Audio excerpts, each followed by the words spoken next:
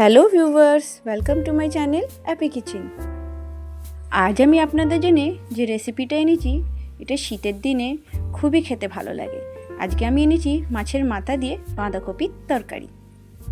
তো চলুন দেখে ফেলুন। প্রথমে এখানে আমি একটা বড় সাইজের মাছের মাথা নিয়েছি, আর মাছের মাথা ভালো করে ধুয়ে ওর মধ্যে নুন আর হলুদ দিয়ে ভালোভাবে ম্যারিনেট করে নিলাম। ম্যারিনেট করে কিছুক্ষণ এইভাবেই রেখে দিলাম। এখানে একটা বড় সাইজের বাঁধাকপি নিয়েছি। বাঁধাকপির সাইজটা অনেকটা বড় বলে আমি এইখানে বাঁধাকপিটা মাঝখান থেকে কেটে নিয়ে হাফ বাঁধাকপি নিয়েছি। আর বাঁধাকপিগুলো ভালোভাবে ছোট ছোট করে কুচি করে নিলাম। তরকারিতে দেওয়ার জন্য এখানে নিয়েছি আলু, পেঁয়াজ, আদা, রসুন, কড়াইশুঁটি, ধনেপাতা, কাঁচা লঙ্কা আর টমেটো। প্রথমে এখানে গ্যাসের ফ্লেমটা অন করে কড়াটা বসিয়ে দিলাম। কড়ার মধ্যে জল দিয়ে দিলাম, আর জলের মধ্যে নুন দিয়ে আর বাঁধাকপিগুলো দিয়ে দিলাম। এবার একটা চাপা দিয়ে দিলাম। কিছুক্ষণ পর চাপাটা খুলে দেখলাম, দেখতেই পাচ্ছেন জলটা ফুটে গেছে। বাঁধাকপিগুলো খুব বেশি সেদ্ধ করতে হবে না, অল্প সেদ্ধ হলেই এবার ওটাকে জল ঝাড়তে রেখে দিলাম। আবার গ্যাসের ফ্লেমটা অন করে কড়াটা বসিয়ে দিয়ে এবার ওর মধ্যে দিয়ে দিলাম সর্ষের তেল। আর সর্ষের তেলটা গরম হয়ে গেলে ওর মধ্যে মাছের মাথাগুলো ভেজে নেব।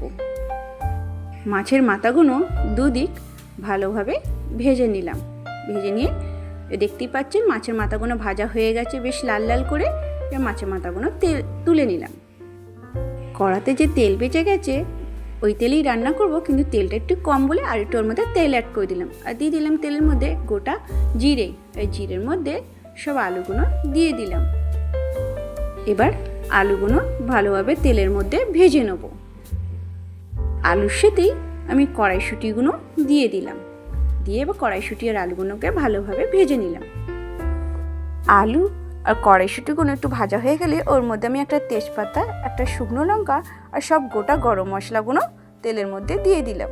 গোটা গরম মশলা, দালচিনি, লবঙ্গ, এলাচ দিয়ে দিলাম। এবার এটা তেলের মধ্যে ভালোভাবে মিক্স করে ভেজে নেব। এবার এর মধ্যে আমি পেঁয়াজ কুচিগুলো দিয়ে দিলাম। দিয়ে এবার পেঁয়াজগুলোকে একটু ব্রাউন হওয়া অবধি ভেজে নিলাম।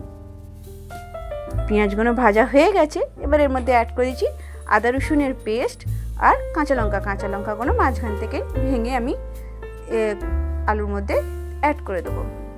এবার এখানে অ্যাড করে দেবো টমেটোর কুচিগুলো। এবার টমেটোর কুচিগুলো আলুর মধ্যে দিয়ে ভালোভাবে মিক্স করে দেবো।